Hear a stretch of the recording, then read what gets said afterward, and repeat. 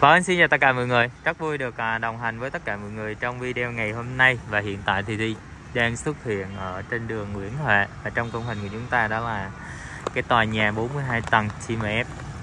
Thì lộ trình hôm nay chúng ta sẽ là đi dạo con đường Xuân Diệu nha mọi người. Đấy, đoạn này mình xem một tí thôi, để thôi, để xem thử Quy Nhơn thời điểm mây mù, mưa bay thế này thì khung cảnh nó thế nào. Đây, thành phố biển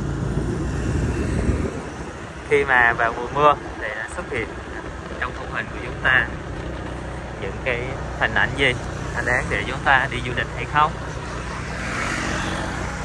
Nhắc đến du lịch thì đột nhiên nhớ đến một bài viết khá là thú vị trên một cái trang web của Quy Nhơn. Đấy, có một cái thống kê là năm 2019 ấy, thì khách du lịch đến Quy Nhơn là 5 triệu người, doanh thu là 5.000 tỷ. Đấy, đến năm 2021 thì là khách du lịch vẫn là 5 triệu người, doanh thu là 16.000 tỷ. Cộng với đó thì nó có một cái lời câu hỏi của bí thư tỉnh Bình Định hiện tại là khách du lịch đã đi đâu. Đấy, vì thống kê là trong năm vừa qua thì khách đến hạ cánh xuống sân bay Phù Cát và cái Quy Nhơn thì khá là ít. Đấy, thì cái lượng tăng và cái doanh số đó thì nó xuất phát ở đâu ra, khách du lịch thì không thấy ở Quy Nhơn. Đấy, đây là một cái thực tế mà chúng ta phải chấp nhận. Mặc dù là mùa cao điểm thì vẫn nhận thấy là khách du lịch rất là ít. Và hiện tại thì khách du lịch ở Quy Nhơn khá là vắng. Tuy nhiên những cái thống kê thì nó luôn luôn cho ta những con số màu hồng và tuyệt vời. Thì chúng ta cũng đang cân nhắc xem có phải là chúng ta đã sống trong cái ước mơ không. Đấy, mình còn phải cân nhắc để trở lại thực tại, chúng ta điều chỉnh cho nó phù hợp để cho thành phố Quy Nhơn của chúng ta ngày càng phát triển hơn. Chúng ta không nên sống với những số liệu quá khứ và số liệu nó mang tính chất tham khảo. Đấy, cái câu trả lời cho câu hỏi là khách du lịch đã đi đâu ở một cách rất là hay, và chúng ta có thể điều chỉnh các cái hình thức quản trị mới trong cái ngành du lịch của tỉnh Bình Định nói chung và thành phố Quy Nhơn nói riêng ngày càng phát triển. Đó. Ok, ở đây thì chắc có lẽ đang có một vài công trình nhỏ nhỏ về đi dây cáp điện đó mọi người. Đấy, mặc dù là mưa bay nhưng mà đi dạo ở thành phố Quy Nhơn này thấy cũng rất là thích đó mọi người.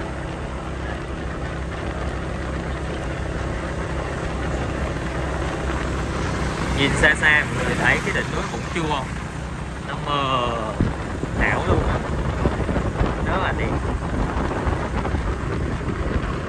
Thì tất nhiên là mọi người cũng cân nhắc là đi dạo một tí thôi, nhớ giữ ấm, chứ đi mà dạo nhiều khả năng bị cảm rất là cao nha.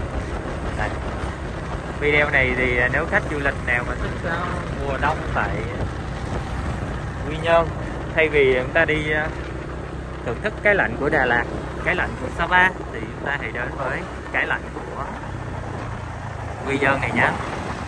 Đây là cái quảng trường của thành phố Quy Nhơn và hiện tại thì đang chuẩn bị cho cái chương trình countdown đếm ngược cuối năm với rất nhiều các nghệ sĩ nổi tiếng sẽ góp mặt, và mức chi phí để tổ chức cái chương trình này là dự kiến là còn 8 tỷ đó mọi người. Đó, số tiền khá là hoành tráng trong cái chương trình chỉ diễn ra một đêm tại thành phố Quy Nhơn.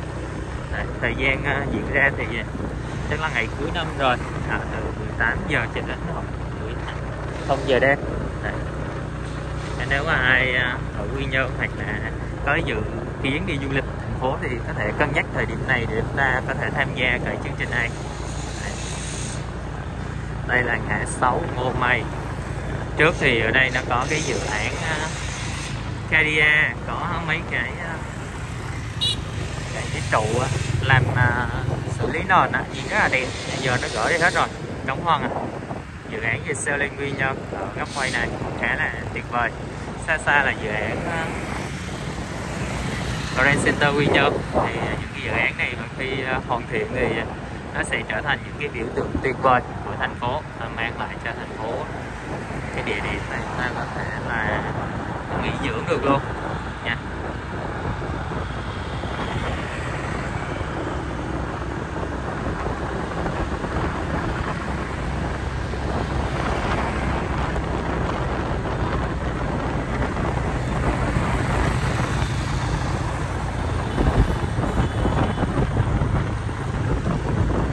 Ta đi một đoạn đường Tất Thành ngắm đốt những cái cung đường tương đối gọi là đẹp, sạch sẽ, rộng rãi của thành phố Quy Nhơn. Đấy chứ mọi người ghé kênh Thi thì toàn là hình ảnh Quy Nhơn thôi à, không đường lớn thì cũng đường nhỏ, không góc đẹp thì cũng góc gần đẹp, nên mọi người ủng hộ nha.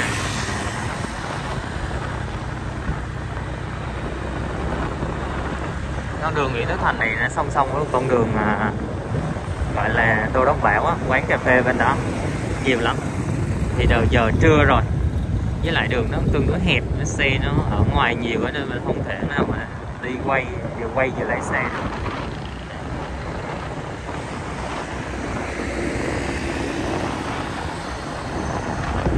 Bên này là cái trung tâm thương mại Copmart.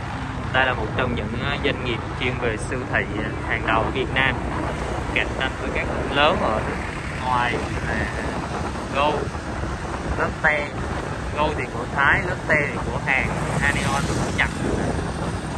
Nói chung ngành siêu thị Việt Nam mình cạnh tranh dữ dội lắm, và gần như chúng ta sẽ phải đối mặt với lại cái hiện tượng là ngoại hóa của các doanh nghiệp. Ngay cả Vinamilk thì thông qua các chương trình, các quỹ đầu tư của họ đã nằm khoảng 35% là các doanh nghiệp Thái á. Trước thì chúng ta có một số phòng vệ với lại các đơn vị có truyền thống là áp bức ở bên cạnh chúng ta. Tuy nhiên thì bây giờ Thái cũng nổi lên là một cái đất nước với cái hệ thống chi phối kinh tế đáng gờm, nên chúng ta cần phải cân nhắc về một cái nhìn nó thấu đáo hơn. Ok, thì chắc có lẽ Thi sẽ dừng video ở đây nha. Cảm ơn tất cả mọi người đã theo dõi video và hẹn gặp lại tất cả mọi người ở video sau.